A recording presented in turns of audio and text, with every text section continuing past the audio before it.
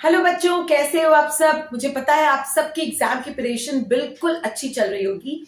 और आज का वीडियो के बारे में बात करते हैं। तो आज के वीडियो में हम पढ़ेंगे surface area of a sphere, क्योंकि इसके पहले हमने क्यूबॉइड्स, क्यूब, सिलेंडर्स और कोन्स के बारे में अच्छे से सारे डिस्कशंस कर लिए हैं, सारे फॉर्मूलेस की डेरिवेशन भी देख लिए हैं और क्वेश्चंस बहुत सारे सॉल्व हो चुके हैं। तो स्फेयर क्या होता है बच्चों, पहले तो ये समझना जरूरी है। तो स्फेयर को समझने के लिए पहले सर्कल को समझते हैं, जिसके बारे में आप लोग अच्छी तरह से फेमिलियर हो, क्योंकि सर्कल को तो हम आराम से पेपर पे ड्रॉ कर सकते हैं। कुछ इसी तरह से पेपर पे बनता है सर्कल। और सपोज ये इसका सेंटर है, तो जब आप अपने प्रोट्रैक्टर पे पेंसिल फिक्स करते हो and keeping this as the fixed point, जब आप इसको टर्न करते हो तो यू गेट अ सर्कल।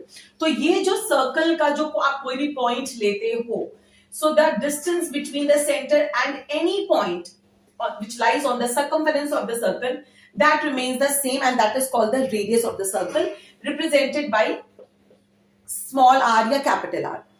और लेकिन अब स्फेयर क्या होता है, तो आप ऐसा मान लो कि अगर इस सर्कल के डायमीटर क्या होता है, वो लाइन जो कि सेंटर के थ्रू पास करती है and passing through the centre it joins the opposite ends lying on the circumference. तो डायमीटर क्या एक ही डायमीटर होता है सर्कल का? Obviously not. अगर मैं कोई ऐसी लाइन ड्रॉ करती हूं, ये भी तो डायमीटर है, since it is passing through the centre and it is joining the opposite two ends lying on the circumference, correct. तो अभी फिलहाल मैं इस डायमीटर को कंसिडर करूंगी, which is the vertical one, as you can see. तो इस diameter के along if I paste a thread, जैसा कि याद है हमने ट्रायंगल, एक राइट एंगल ट्रायंगल बनाया था मेरे पिछले वीडियो को, जिन जिन बच्चों ने देखा उनको ये कॉन्सेप्ट अच्छी तरह से समझ में आ गया होगा। तो यहां पर भी आप एक थ्रेड यहां पर पेस्ट करोगे अलोंग द डायमीटर। थ्रेड को पेस्ट करने के बाद हमें क्या करना है? कुछ नहीं, जैसे हमने कोन बनाने की कोशिश की थी with the help of a right angle triangle, बिल्कुल वैसे ही आज हम इस सर्कल को अलोंग द थ्रेड होल्ड करेंगे and we will keep on rotating it. जब आप इसको ऐसे ऐसे रोटेट करोगे तो कैन यू इमेजिन कि आपको कुछ ऐसा सा कुछ दिखेगा जो कि ऐसे घूम रहा है हवा में। सो this is a 3D shape, ठीक है, ये एक 3D शेप है। और जब आप सर्कल को इस तरह से टर्न करोगे then you get a sphere. तो बेस्ट एग्जांपल आप स्फेयर का ले सकते हो एक बॉल, करेक्ट। ये तो समझ में आ गया कि स्फेयर होता क्या है। तो अब स्फेयर के बारे में जरा पता कर ले कि इसका सरफेस एरिया क्या होता है। So surface area of a sphere is equal to 4 pi r square units. ठीक है बच्चों, तो ये फॉर्मूला हमें यूज में आएगा जब भी हम किसी स्फेयर का सरफेस एरिया निकालना चाहेंगे। तो बच्चों स्फेयर तो बिल्कुल समझ में आ गया। अब बात करते हैं हेमिस्फेयर की। तो हेमिस्फेयर मतलब आप जब आपने ज्योग्राफी पढ़ा था तो आपको याद होगा कि आपने पढ़ा था कि जो हमारा अर्थ है वो भी एक स्फेरिकल शेप का होता है, वो राउंड नहीं होता है। तो it is slightly flattened at the top and the bottom. और जब आप उसको बीच से अलोंग द इक्वेटर, अगर आप उसको दो हाफ्स में डिवाइड करते हो तो आपको नॉर्दर्न हेमिस्फेयर मिलता है एंड सदर्न हेमिस्फेयर मिलता है। तो यहां भी सेम लॉजिक अप्लाई करेंगे। सपोज ये एक स्फेयर है। अब now if I just try to cut it along the center of the sphere such that मैं उसको दो equal parts में divide कर रही हूँ, तो क्या हो रहा है, मुझे कोई कुछ इस तरह का कुछ फिगर मिल रहा है। मतलब I am getting two hemispheres, ठीक है। मतलब आप इसको ऐसे इमेजिन करो कि ऐसे स्फेयर था, जब आपने उसको कट किया बीच से तो आपको ये दो हाफ्स में कट कर कुछ इसी तरह से तो आपको सरफेस मिलेगा। आप एक बॉल इमेजिन करो, अगर आप उस बॉल को ऐसे कट करोगे तो उस बॉल का एक कर्व सरफेस एरिया होगा और नीचे वाला एक फ्लैट सरफेस एरिया होगा, करेक्ट। यानी कि हर एक हेमिस्फीयर के दो फेसेस होते हैं। Are you getting it? एक होता है उसका कर्व सरफेस एरिया, ये वाला जो उसकी गोलाई होती है, और ये जो नीचे वाला होता है, या अगर आप इस हेमिस्फीयर को देखोगे तो जो ऊपर वाला होता है ये कहलाता है इसका फ्लैट सरफेस एरिया, करेक्ट। ये बात तो समझ में आ गई। लेकिन स्फेयर में बस एक ही फेस होता है और इसलिए हमने जब हम उसकी सरफेस एरिया की बात करते हैं तो वही उसका कर्व सरफेस एरिया और वही उसका टोटल सरफेस एरिया है। तो हेमिस्फेयर का कुछ कैलकुलेशन देखते हैं। तो हेमिस्फेयर का जो कर्व सरफेस एरिया है, curve surface area is nothing but half of the surface area of a sphere. मतलब स्फेयर का सरफेस एरिया भी हमने कितना निकाला था 4 पाई आर स्क्वायर। तो हेमिस्फेयर चूंकि उसका हाफ होता है तो उसका कर्व सरफेस एरिया भी उसका हाफ होगा, यानी this will be equal to 2 pi r square. So this is the curve surface area of hemisphere.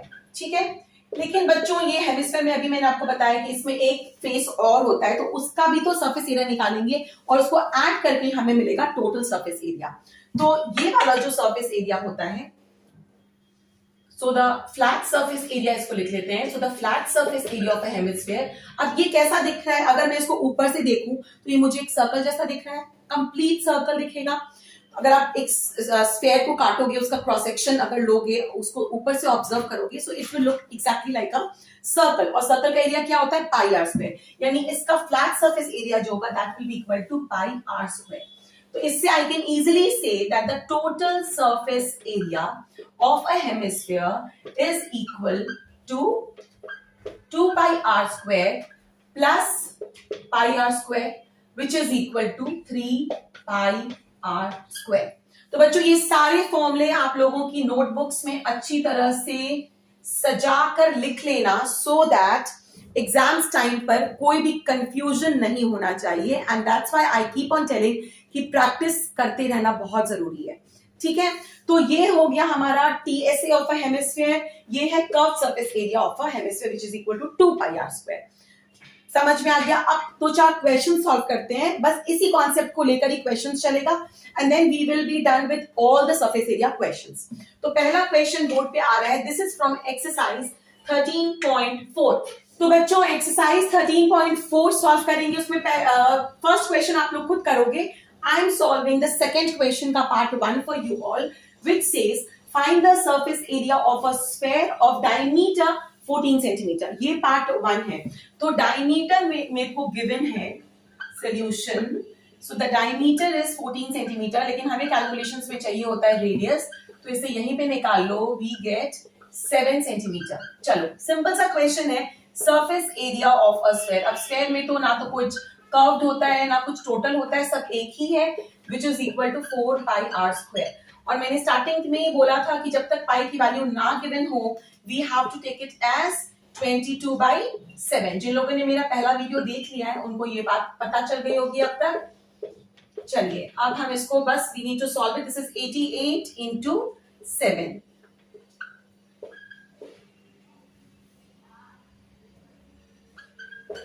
It is 616 centimetre square. आ गया हमारा आंसर क्वेश्चन नंबर 2 का। चलो अब नेक्स्ट क्वेश्चन सॉल्व करेंगे। तो बच्चों देख सकते हो क्वेश्चन नंबर 3 आ गया है बोर्ड पे, which says find the TS यानी कि total surface area of a hemisphere of radius 10 centimetre. तो ये भी क्वेश्चन काफी सिंपल सा ही दिख रहा है, यानी कि हमें बात करनी है हेमिस्फीयर की जिसका रेडियस हमें गिवन है।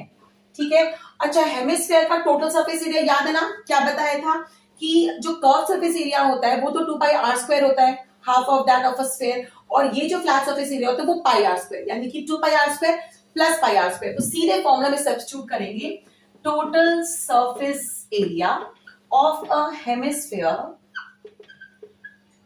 will be equal to 3 pi r square। We already know this।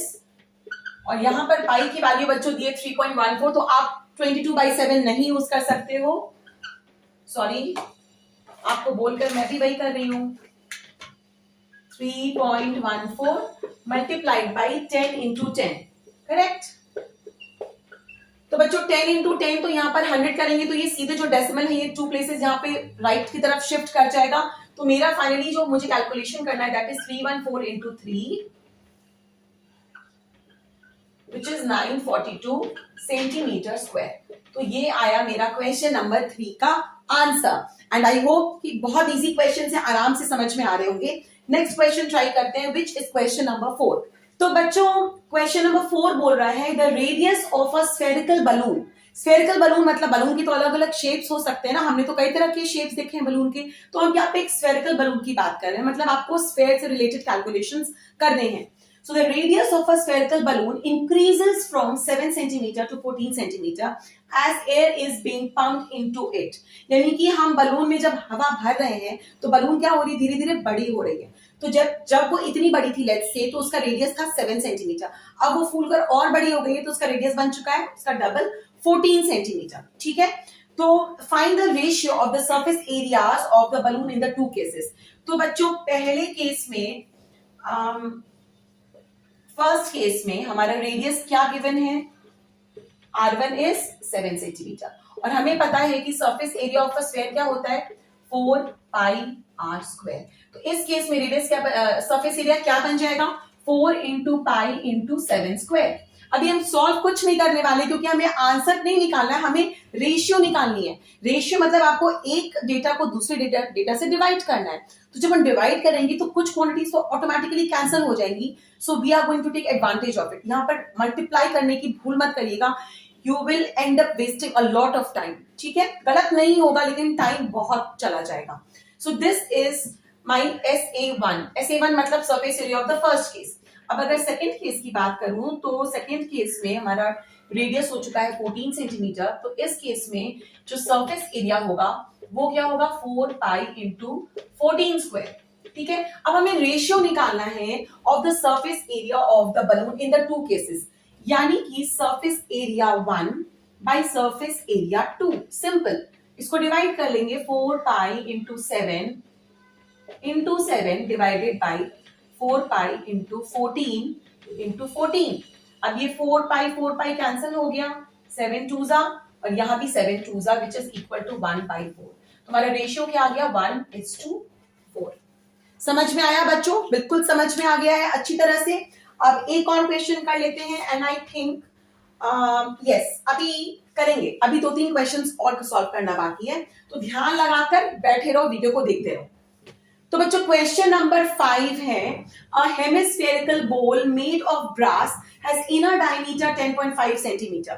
Find the cost of tin plating it on the inside at the rate of ₹16 per 100 centimetre square.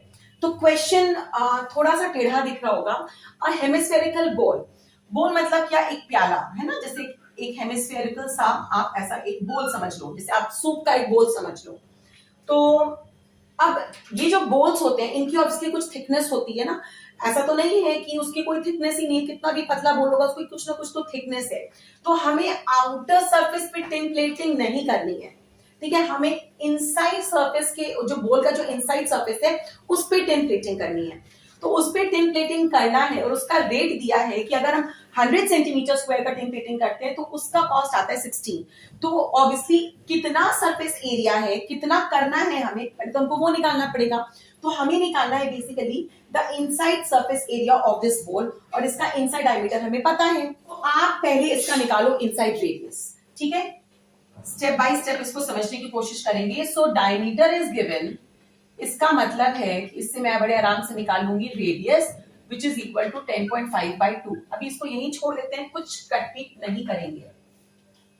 चलो, अब हमें तो निकालना है इसका सरफेस एरिया इस बोल के अंदर का, तो अंदर का निकालना है तो हमें अंदर का रेडियस तो पता ही है। So the inside surface area of the bowl, चूंकि ये हेमिस्फेरिकल बोल है तो ऑब्वियसली हेमिस्फेयर का फॉर्मूला लगेगा, and it will be equal to 2 pi r square which is equal to 2 into pi की वैल्यू नहीं दी है तो 22/7 into r is 10.5 by 10.2 by 2 into 10.5/2। अब बच्चों ये 2 तो यहाँ से कैंसिल हुआ और ये यहाँ पे 11 आया। अब ये 7 जो है ये डिविजिबल है, I mean 10.5 is divisible by 7, 1.5। तो हमें ये तीन क्वांटिटीज को मल्टीप्लाई करना है। This is equal to 11 into 1.5 into 10.5, इतना कुछ सेंटीमीटर स्क्वायर आ रहा है हमारा इनसाइड सरफेस एरिया। अब देखो यहाँ पर पहले यूनिटरी मेथड लगाएंगे। Again I am not going to solve this right now, क्योंकि मुझे पता है कि this is not my end result. अभी मुझे कुछ स्कोप है, कुछ कैलकुलेट, कुछ कटपीट हो सकता है, so I am leaving scope for that.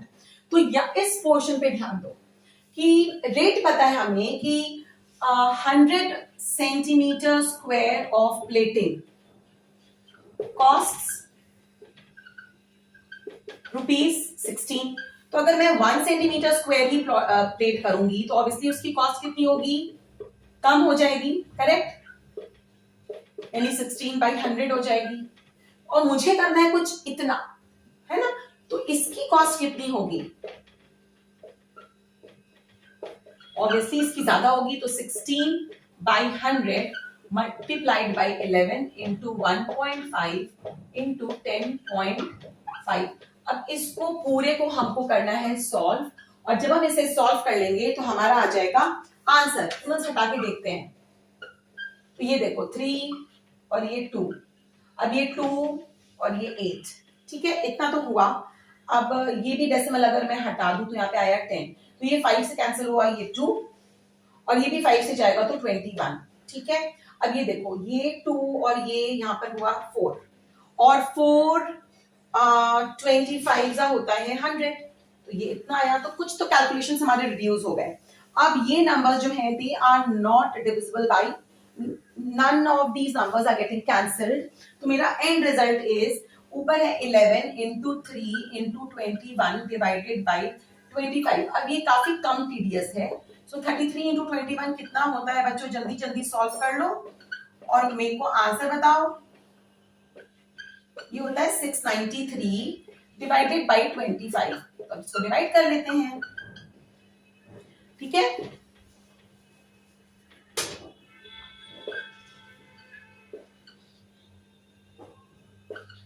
To ही जाएगा ये तो 193। अब 25 7 अगर देखें 175, तो ये हो जाएगा 27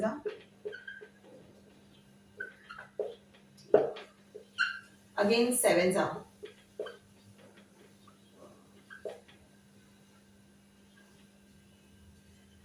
2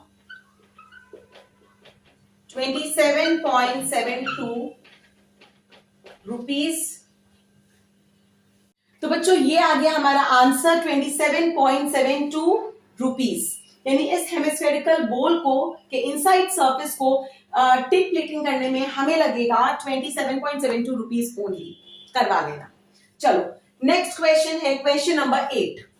तो बच्चों तैयार हो नेक्स्ट क्वेश्चन सॉल्व करने के लिए? देखते हैं क्या कह रहा है। A hemispherical bowl is made of steel 0.25 centimeter thick. Find the outer curved surface area of the bowl. मतलब कि अब ये क्वेश्चन तो टेढ़ा नहीं लग रहा होगा जब हमने पिछला वाला क्वेश्चन सॉल्व कर लिया। अगेन मेरे पास एक हेमिस्फेरिकल बोल है बच्चों, और इसकी ऑब्वियसली जैसे मैंने आपको पहले भी बताया इसकी कुछ थिकनेस होगी। तो यहाँ पर उसकी थिकनेस अगर हम माने कि उसकी जो थिकनेस है वो है अगर 0.25 सेंटीमीटर, ठीक है ना। तो हमें निकालना है इसका आउटर कर्व सरफेस एरिया। देखो आउटर कर्व सरफेस एरिया का फॉर्मूला क्या होता है हेमिस्फीयर का? It is equal to 2 pi r square. तो मुझे आउटर कर्व सरफेस एरिया निकालने के लिए मुझे आउटर रेडियस चाहिए या आउटर डायमीटर चाहिए, जो कि मुझे कहीं भी नहीं दिया है, लेकिन मुझे दिया है इसकी थिकनेस।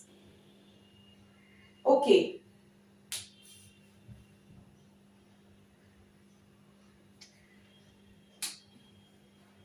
और बच्चों यहां पर इनर रेडियस ऑफ द बोल भी गिवन है, जो कि मैं कॉपी करना भूल गई थी। सो ये गिवन इंफॉर्मेशन में है, आप अपने अपने बुक्स में चेक भी कर सकते हो, और अगर आपके पास बुक नहीं भी है तो आप समझ लो क्वेश्चन में एक बार फिर से पढ़ देती हूँ। अ हेमिस्फेरिकल बोल is made of steel 0.25 centimetre thick. Find the outer curved surface area of the bowl if the inner radius of the bowl is 5 centimetre. ठीक है, तो अब आप ये समझो कि ये जो बोल है, ठीक है, अगर आप इसको ऊपर से देखते हो तो ये आपको एक सर्कल दिखता है, तो सर्कल का तो एक रेडियस होता है, लेकिन इसकी कुछ थिकनेस है, ये स्टील का बना है तो स्टील की तो कुछ थिकनेस होगी ना। बीच में तो कुछ भी नहीं है। सपोज आपको सूप रखना है, आपको कुछ वेजिटेबल्स रखना है, तो वो तो आप बीच में रखोगे, लेकिन उस बोल की जो थिकनेस है, ये कि वो थिकनेस है 0.25 सेंटीमीटर, और इसका इनर रेडियस भी हमें पता है 5 सेंटीमीटर। तो अगर मैं इस इनर रेडियस में इस बोल की थिकनेस को ऐड कर दूं तो मुझे क्या मिलता है? करेक्ट, मुझे मिलता है इसी बोल का आउटर रेडियस, ठीक है ना, यानी कि इनर रेडियस जो भी है इसका, if to that I add the thickness of the bowl, वो कितना उसकी मोटाई कितनी है, ठीक है, अगर मैंने उसे ऐड किया so I get the outer radius, और वही हमें चाहिए। So outer radius which can be represented as, आप किसी से भी रिप्रेजेंट कर लो, आप कैपिटल R भी लिख सकते हो, is nothing but the inner radius plus thickness। बस ये कॉन्सेप्ट जैसे समझ में आया, फटाक से आपने निकाल लिया। So outer radius will be equal to 5 plus 0.25, यानी कि 5.25 सेंटीमीटर। अब बच्चों जब आउटर रेडियस निकलकर आ गया है तो आराम से अब आप इसका आउटर कर्व सरफेस एरिया भी निकाल सकते हो। So the outer curve surface area of a hemisphere is 2 pi r square. अब यहाँ पर r की वैल्यू हमें पता है, तो अब यहाँ पर सब्स्टिट्यूट करो पाई की value, it is equal to 22/7, क्योंकि गिवन कुछ भी नहीं है, 5.25 इंटू 5.25, ठीक है। अब ये देखो कैंसिल हो रहा है, 0.7 49.75। अब इसके बाद हमें सब कैलकुलेशंस करना पड़ेगा। सो ये this will B 44 into 0.75 into 5.25 centimetre square, ठीक है। तो जिन बच्चों को थोड़ा डेसिमल की मल्टीप्लिकेशन वगैरह में प्रॉब्लम आती है उनके लिए मैं मल्टीप्लाई कर देती हूँ। सबसे पहले मल्टीप्लाई करते हैं 5.25 को 0.75 के साथ और देखते हैं डेसिमल्स लास्ट में कहां प्लेस करेंगे। 5 5 is 25, ये तो सबको समझ में आ गया, बेसिक मल्टीप्लिकेशन, ठीक है। किया प्लस,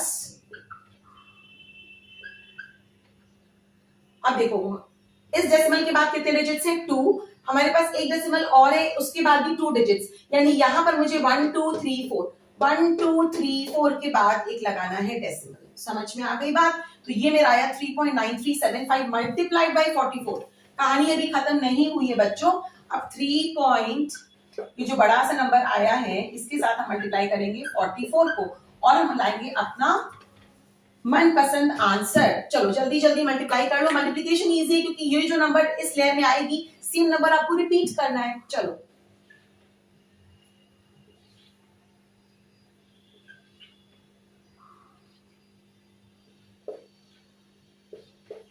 अभी कोई भी डेसिमल नहीं देगा हड़बड़ाकर।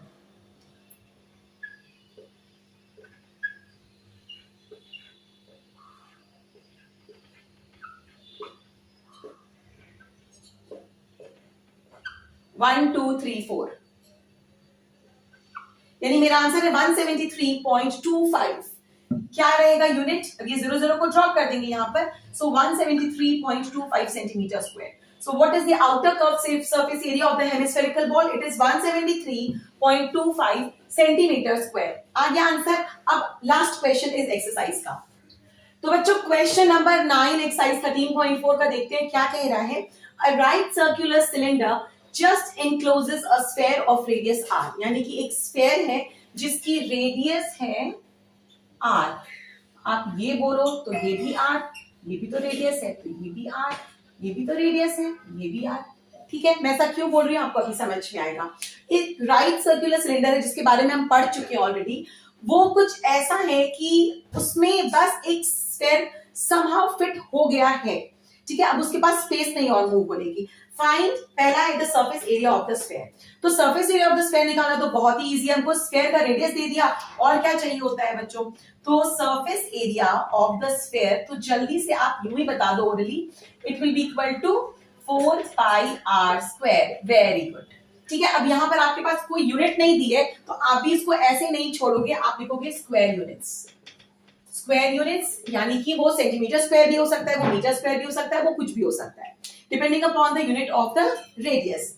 चलो ये हो गया फर्स्ट पार्ट। चलो अब सेकेंड पार्ट देखो क्या बोल रहा है, curve surface area of the cylinder. तो curve surface area of the cylinder में आप सोच रहोगे कि हमारे पास सिलेंडर के बारे में तो कोई भी इंफॉर्मेशन ही दी नहीं है तो हम निकालेंगे कैसे। तो बच्चों यहीं पर हिंट है। अब देखो ये जो स्फीयर है ये समहाउ फिट हो गया इसमें। अब आप ये बताओ कि ये जो सिलेंडर है ये सिलेंडर के बेस का डायमीटर होगा। सिलेंडर का जो टॉप एंड बॉटम सर्फेसेस होते हैं वो भी सर्कल होते हैं, तो ये इस सिलेंडर के बेस का डायमीटर होगा, यानी कि ये पार्ट जो है ये होगा इस सिलेंडर के बेस का रेडियस। अब ये रेडियस कितना होगा, तो जब मैंने आपको बताया था कि it encloses a sphere, just encloses, यानी ये जो स्फीयर का जो डायमीटर है क्या बोल सकते हैं, वही इस सिलेंडर के बेस का भी डायमीटर है ऑब्वियसली, क्योंकि स्फीयर जस्ट जाके फिट हो गया है उसमें, इधर और इधर बिल्कुल भी स्पेस नहीं बची है, जिसको बोलते हैं ना एकदम ठस के बैठ गया उसमें। तो ये स्फीयर बिल्कुल सिलेंडर में जाके ठस गया है। तो यहाँ पर ये जो स्फीयर का डायमीटर होगा वही इस सिलेंडर के बेस का भी डायमीटर है। That means I know the radius of the cylinder and the radius of the cylinder is nothing but small r. It is equal to, आप लिखोगे रेडियस ऑफ द स्फीयर। आपको समझ में तो आ ही गया क्यों, ठीक है। And this is equal to r, ये भी मालूम चला। अब देखो बच्चों, curve surface area of a cylinder क्या होता है, याद है ना मैंने आपको बताया था कि 2 पाई r इंटू h होता है उसका कर्व सरफेस एरिया, ठीक है। जिन लोगों ने वीडियो देखा है सिलेंडर वाला उनको तो बिल्कुल कॉन्सेप्चुअली याद हो चुका होगा कि 2 पाई r इंटू h क्यों हो रहा है, क्योंकि हम एक मेटल शीट को सपोज हम ऐसे टर्न कराते हैं, तो जब टर्न करा रहे हैं तो वो एक सर्कल का फॉर्म ले रहा है। मैंने सारे कॉन्सेप्ट्स बताए थे। तो curve surface area of a cylinder is equal to 2 pi r h। अब प्रॉब्लम ये है कि सिलेंडर की हाइट भी तो नहीं मालूम है, नहीं मालूम है, सच्ची नहीं मालूम है। मुझे लगता है कि हमें कुछ दिया हुआ है हाइट के बारे में। Let's check out. देखो, हाइट ऑफ द सिलेंडर तो यही होगा, ये जो है ये मेरा हाइट ऑफ द सिलेंडर है, ठीक है। मान लो ये h है। अब ये जो स्फीयर है, ये जो आपको ऐसे राउंड दिख रहा है, क्या वो उठा हुआ है? नहीं, वो तो सिलेंडर का टॉप है, वो तो फ्लैट है, बॉटम भी फ्लैट है, टॉप भी फ्लैट है, इसलिए तो हम हाइट यहीं तक नाप रहे हैं, ठीक है ना। तो ये जो सिलेंडर का जो बेस है टॉप वाला और बॉटम वाला, उसमें जस्ट जाकर कुछ ऐसा मोटा सा सिलेंडर है कि उसमें एक स्फीयर जाकर पूरा ठस गया है, पूरा ऐसे राउंड सा सिलेंडर। यानी कि इस स्फीयर का जो डायमीटर है यही इस सिलेंडर का भी डायमीटर है। थोड़ा सा विजुलाइज करके देखो इस फिगर को, इसका जो डायमीटर होगा वही इसका डायमीटर होगा। आपको फिगर में ऐसा दिख नहीं रहा है लेकिन ऐसा ही तो होगा, करेक्ट। तो ये जो सिलेंडर का हाइट है it is nothing but the diameter of the sphere. कितना सिंपल है। And the diameter of the sphere क्या है बच्चों, जब मुझे उसका रेडियस पता है तो उसका डायमीटर ऑब्वियसली होगा 2r। समझ में आया।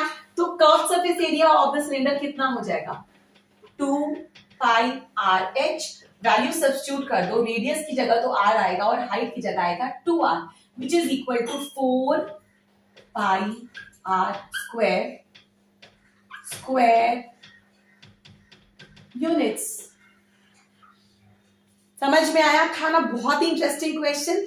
और लास्ट पार्ट कहता है ratio of the areas obtained in 1 and 2। अब ये मैं आपके लिए सॉल्व नहीं करूंगी, इसमें आपको सिंपली ये और ये कौन कौन से एरियाज हमें ऑब्टेन हुआ है 1 में 4 पाई r स्क्वायर, कौन सा एरिया ऑब्टेन हुआ है नंबर 2 में 4 पाई r स्क्वायर। जब इसका रेशियो ऑब्टेन किया 1:1 रेशियो आ गया, ठीक है। तो with this we are done with the entire concept of surface area of solids.